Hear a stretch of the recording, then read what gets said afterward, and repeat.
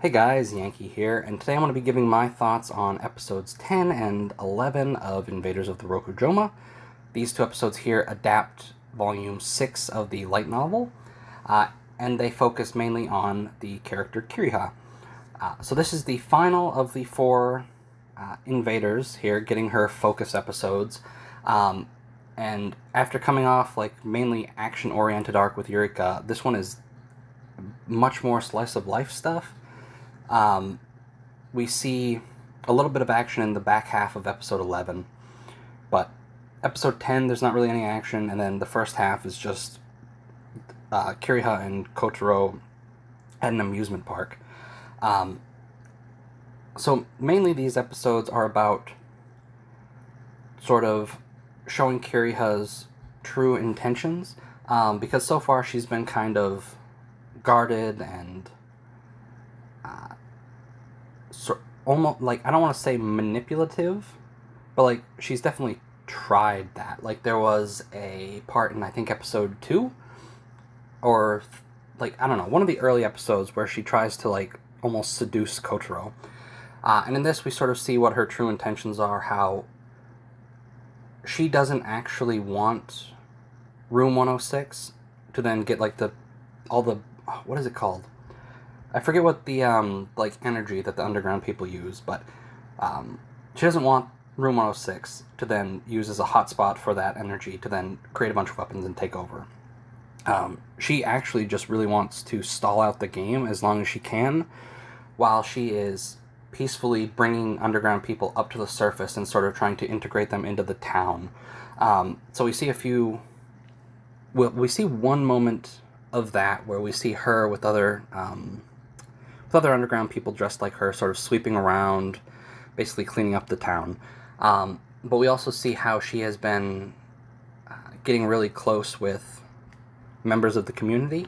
And like the first half-ish of episode 10 is her helping put on like a little show for the kids. It's like a little play for them. And how like it's like a superhero show, right? Where like I don't know if this is a real thing in Japan, but if it is, it's really cool. Where the town basically has created their own like superheroes, and the kids come and watch, and they fight bad guys on stage, and it's fun. And so she gets the other members that live at room 106 to come help out,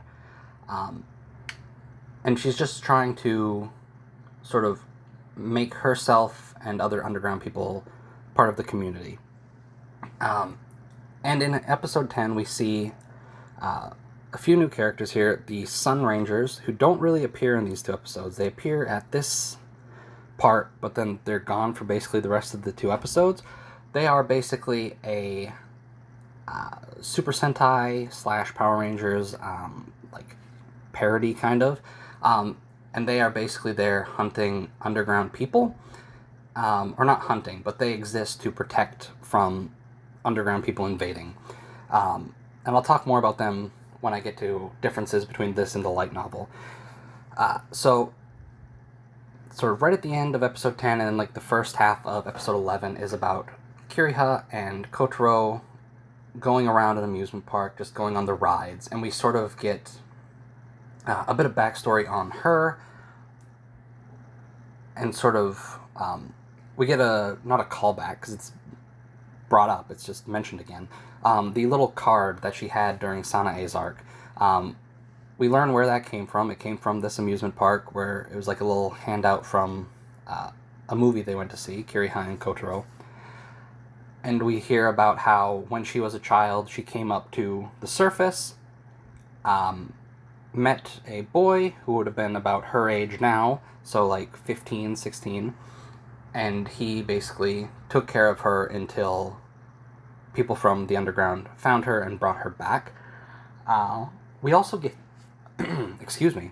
We also get mention of how her mother has passed away, and she also mentions that to Kotaro about how his mother has also passed away. And I think that is the first time that's been brought up in this show. I don't remember when it gets brought up exactly in the novels, but like Kotaro has gotten very little sort of focus on himself in these few episodes. Like, and I don't know if that is how it was in the novels so much, and it was after that he starts to get his own development and things like that.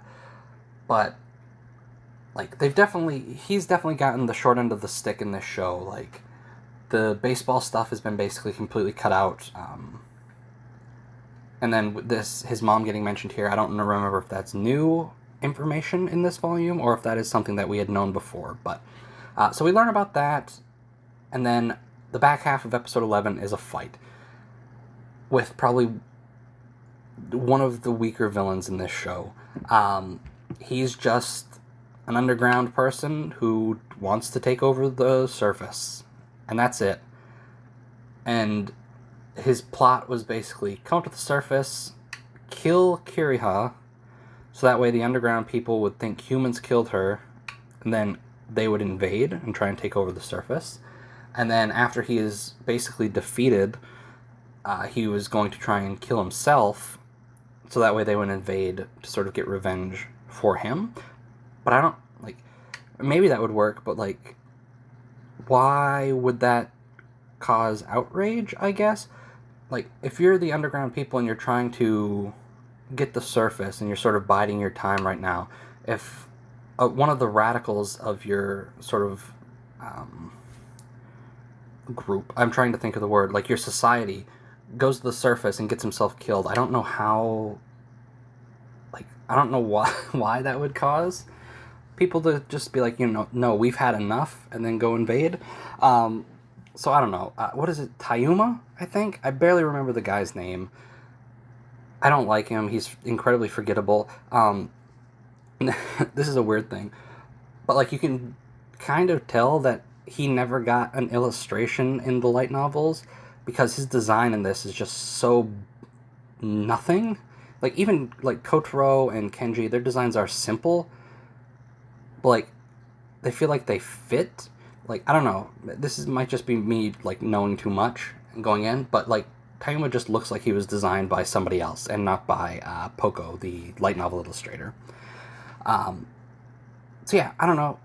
These episodes were pretty good. I like Kiriha. I like sort of everything with her. I think the villains are weak. I think her backstory is interesting.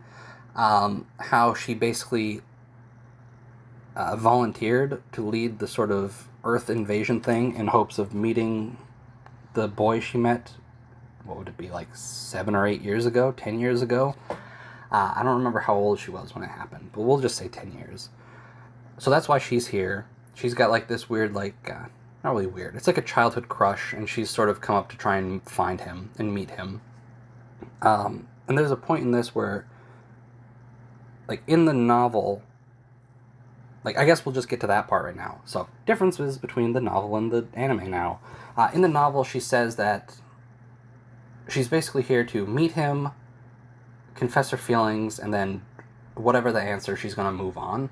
So, like, if he has, like, a wife and a kid, well, that's that, and then she's gone.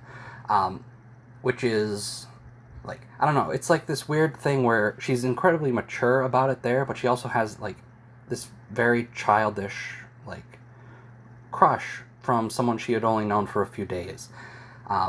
Which is fine, right? There's even a point in these episodes where Kotaro and her are going on a Ferris wheel, and he gets in, and then she jumps on, and he basically says, be careful, you're not a kid anymore. So we've seen, like, she has a more childish side to her, but she maybe kind of puts on a more mature front than she actually is herself. But anyway, another difference, the Sun Rangers. In the novel, they are a bit more, not even a bit, like, they appear at the final battle. It's for a gag, but, like, they appeared, whereas in the anime, they appear at the stage show, and then they appear after the credits. Like, they're nowhere to be seen during the fight. Like, I don't think they actually do anything during the fight. One of, like, the gag with them is that at the start, they're all wearing red, and everyone's upset because they're all wearing red. You have to have different colors. Red's the leader. And then at the end, in the novel, they come back, and then we've got two guys fighting to be the leader, so they're both wearing red. And that's that. Like, I don't know, the Sun Rangers aren't my favorite characters or anything, but they definitely got thrown under the bus here. Like, adapting a whole novel in 2 episodes, a lot of stuff's going to have to get trimmed out, but yeah. And then one more thing that I can think of right now off the top of my head is Kira's, like, gauntlet.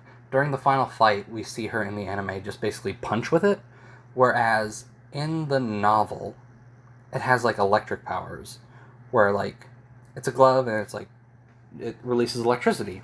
Whereas in the anime, we saw 2 shots of her using it. Maybe I missed it. Maybe I'm just stupid. But, like, a big weapon is coming in, and she stops with a punch, and then she punches Tayuma at the end to sort of knock him out. And that's it. Like, it doesn't really show the electricity, which I guess isn't a huge deal, but it's a difference. And I think that's it. Like, I can't really think of anything else that got changed or got cut out. These episodes were pretty good. I think Yurika's episodes were the strongest of the show so far. Those episodes were really great. But the show's, it's fun. Like, I don't know. So yeah, that's going to do it for this video. We've got 1 episode left, which I'll be doing in a separate video. So anyway, thanks for watching, and I'll see you guys next time.